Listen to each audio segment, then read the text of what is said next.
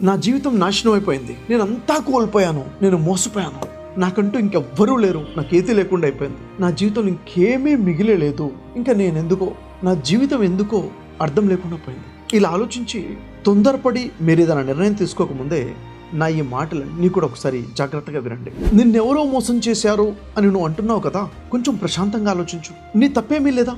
అసలు నువ్వు తప్పేమీ చేయలేదా? నిన్ను మోసం చేసే అవకాశం ఇచ్చింది నువ్వు కాదా?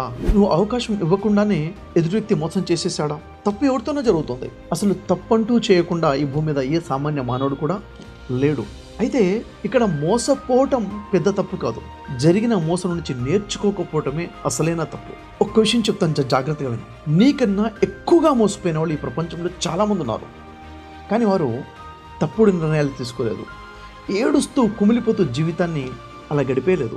జీవితం జీరో అయిపోయిన తర్వాత కూడా మళ్ళీ మొదలుపెట్టి